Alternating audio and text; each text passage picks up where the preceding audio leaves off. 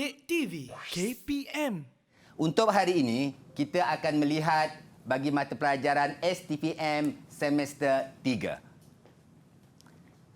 Sebelum itu, kita akan lihat dulu dari segi pengagihan wajaran untuk subjek pengajian am. Sean, kalau kita lihat di sini, pelajar telah pun menduduki pengajian am kertas 1 untuk kertas 9001 di mana wajarannya ialah 29%. Dan pengajian am semester 2, 22%. Pengajian am semester 3 yang akan pelajar duduki 29% dan juga kertas 4 kerja khusus untuk 20%.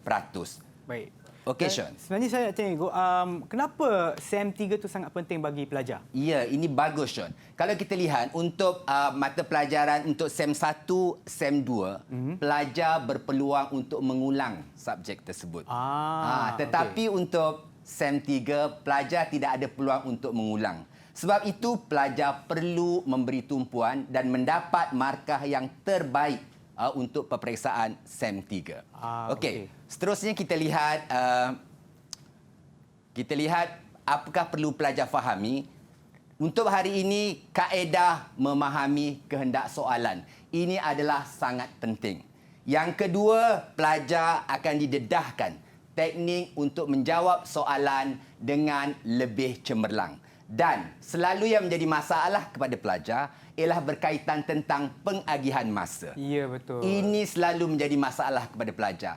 Kalau kita lihat, sepatutnya pelajar dari segi pengagihan masa, bahagian A pelajar peruntukkan 20 minit. Iaitu satu soalan 80 saat dan markah diperuntukkan 15 markah. Ya. Manakala bahagian B, 30 markah. Di mana mengandungi 2 soalan, pelajar perlu menjawab satu soalan 15 markah. Okey, manakala bahagian C, Sean, kita peruntukkan 70 minit. Di mana satu soalan 35 minit mengandungi 2 soalan. Mengandungi 3 soalan, pelajar perlu menjawab 2 soalan. Iaitu memberi peruntukan 50 markah.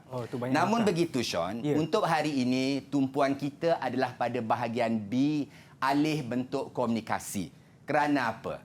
Kerana pada bahagian B ini terlalu banyak perkara-perkara teknikal yang perlu pelajar fahami. Di mana 2 soalan, jawab satu soalan, masa 30 minit. Dari segi kepanjangan tidak terhad. Dari segi pemarkahan, idea akan mendapat 4 markah, huraian 8 markah, bahasa 1 markah dan rumusan 2 markah. So, jumlah keseluruhan adalah 15 markah. Ini adalah soalan-soalan ataupun topik-topik yang pernah keluar dari tahun 2015 hingga tahun 2020, iaitu soalan yang sebenar. Ya, kalau kita lihat dari segi perbandingan dan perubahan acap kali keluar. Begitu juga dari segi hubung kait, pada tahun 2015 dia keluar. Kalau Sean tengok dari segi agihan soalan pecahan itu dia setara. Dan yang paling penting, perbandingan dan perubahan itu acap kali keluar dan ini adalah asas kepada bahagian ini. Baik. Okey. Seterusnya kita lihat dari segi bentuk persamaan linear ni, sama ada dia boleh tanya dari segi jadual, carta ataupun gambar rajah. Tetapi untuk kali ini fokus kita adalah kepada jadual. Apa perlu saya tahu? Pertama, bahagian B pelajar perlu memahami dari segi pola, di mana mengandungi pola perubahan dan pola bandingan. Apabila disebut perubahan saja, dia merujuk kepada pola perubahan, dan bila bandingkan, melihat secara mendata ataupun horizontal dan juga secara menegak ataupun kita panggil secara vertikal. Sama ada membaca daripada kiri ke kanan ataupun dari atas ke bawah. So kita akan dedahkan kepada pelajar. Seterusnya, ini dia. Ya, ini adalah apa yang perlu pelajar fahami dari segi pola perubahan. Pertama, ada pola dinyatakan dengan jelas. Maknanya polanya sama ada meningkat, menurun atau tidak konsisten.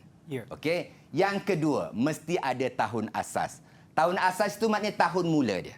Kalau dia 2001 hingga 2013, so 2001 itu kita panggil tahun asas dia. Okey. Perubahan dinyatakan dengan jelas dengan mengemukakan data mutlak dan data peratus. So, pelajar mesti nyatakan data mutlak dan juga data peratus. Unit dinyatakan dengan jelas. Perhatikan, andainya ada simbol pada jadual seperti anggaran. Perkataan anggaran itu perlu dinyatakan. Jumlah keseluruhan juga boleh diangkat sebagai satu jawapan. Didik TV KPM